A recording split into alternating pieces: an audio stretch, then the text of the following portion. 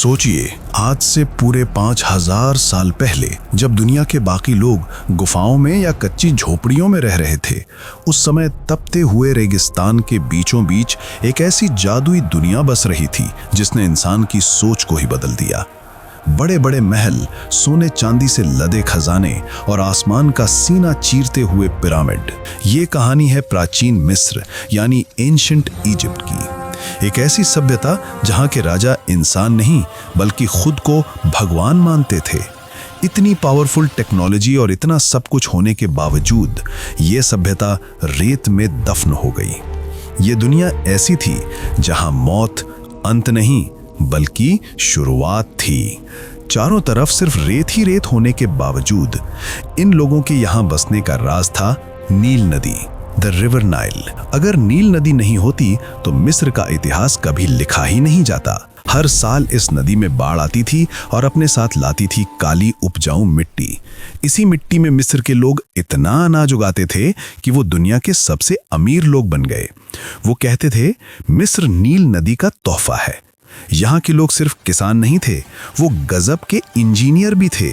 उन्होंने नहरें खोदी, पानी को मोड़ा और रेगिस्तान को हरे भरे स्वर्ग में बदल दिया। पैसा आया तो शौक भी बड़े हो गए। इसी का उदाहरण है दुनिया का सबसे बड़ा अजूबा, गीजा का महान पिरामिड। ये 4500 साल पुराना है। इसकी ऊंचाई 146 मीटर है, यानी जब ये बना था तो एफिल टावर से भी ऊंचा था। इसमें 23 लाख पत्थर लगे हैं। हर पत्थर का वजन 2 टन से लेकर 15 टन तक है, मतलब एक पत्थर 2 हाथियों के बराबर। आज के जमाने में बड़ी बड़ी क्रेन और ट्रकों के साथ भी इसे बनाना मुश्किल है। ये किसी एलियन का नहीं बल्कि मिस्री दिमाग का कमाल था। पत्थर 800 किलोमीटर दूर असवान से नावों में लाए जाते थे, लेकिन रेत पर इन्हें खींचना नामुमकिन था, इसलिए उन्होंने फिजिक्स का इस्तेमाल किया। वो पत्थर को लकड़ी की स्लेज यानी फिसलने वाली गाड़ी पर रखते थे और आगे आगे रेत पर पानी डालते जाते थे। गीली रेत पर घर्षण आधा हो जाता है, यानी कम ताकत में भारी पत्थर सड़क जाता था। वैज्ञानिक आज भी हैरान हैं कि बिना कंप्यूटर के उन्होंने इतनी सटीक कैलकुलेशन कैसे की। लेकिन पिरामिड अकेले नहीं हैं। इनकी रखवाली के लिए वहां बैठा है एक शांत शैतान, द ग्रेट स्फिंक्स। एक ऐसी मूर्ति जिसका शरीर शेर का है और सिर इंसान का। ये एक ही चट्टान को काटकर बनाया गया दुनिया का सबसे बड़ा बुत है।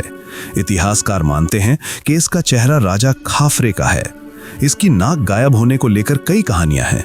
कुछ लोग कहते हैं नेपोलियन ने तोप से उड़ा दी, तो कुछ लोग कहते हैं तुर्की सैनिकों ने प्रैक्टिस के लिए तोड़ दी।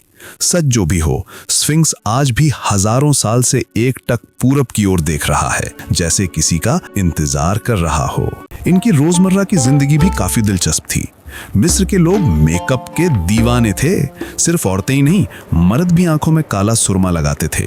ये सिर्फ फैशन नहीं था, ये उन्हें सूरज की तेज धूप और आंखों के इन्फेक्शन से बचाता था। और हाँ, ये लोग पढ़े लिखे भी थे। इनकी अपनी लिखावट थी जिसे हायरोग्लिफिक्स कहते थे, जिसमें अक्षरों की जगह पक्षियों और जानवरों के चित्र होते थे। मेडिकल साइंस में तो ये उस्ताद थे। हजारों साल पहले ये लोग टूटी हड्डियां जोड़ना जानते थे, दांतों का इलाज करते थे। हम जिसे आज मॉडर्न साइंस कहते हैं, उसकी नींव उन्होंने हजारों साल पहले रख दी थी। मिस्र के लोगों को मौत से डर नहीं लगता था। उन्हें लगता था कि मौत तो बस एक दरवाजा है दूसरी दुनिया में जाने का। लेकिन शर्त ये थी कि आपका शरीर सुरक्षित रहना चाहिए, इसलिए वो मम्मी बनाते थे। ये कोई आसान काम नहीं था। एक मम्मी बनाने में 70 दिन लगते थे।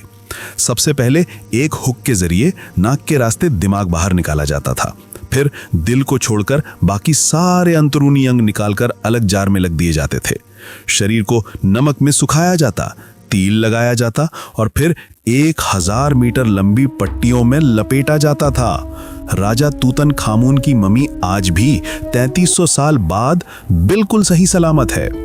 उनका मानना था कि मरने के बाद भगवान ओसाइरिस के सामने उनकी पेशी होगी।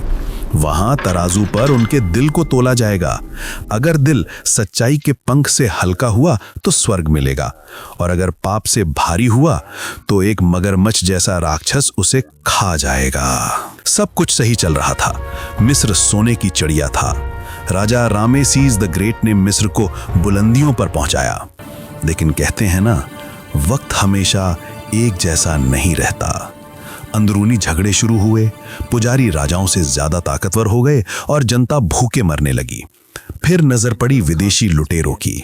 पहले नूबियन आए, फिर असीरियन, फिर पारसी और अंत में सिकंदर महान ने मिस्र को जीत लिया। अब मिस्र आजाद नहीं था। फिर आई आखिरी उम्मीद, रानी क्लियोपैट्रा।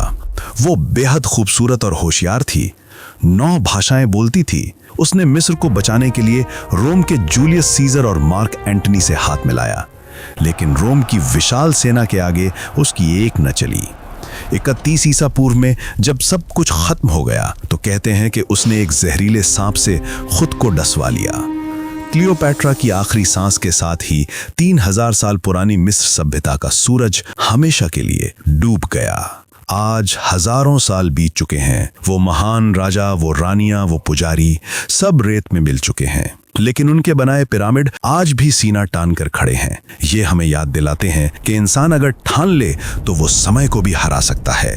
आज भी मिस्र की रेत में न जाने कितने राज दबन पड़े हैं। पुरातत्व विभाग वाले आज भी वहां खुदाई करते हैं और हर बार कुछ नया, कुछ हैरान करने वाला मिलता है।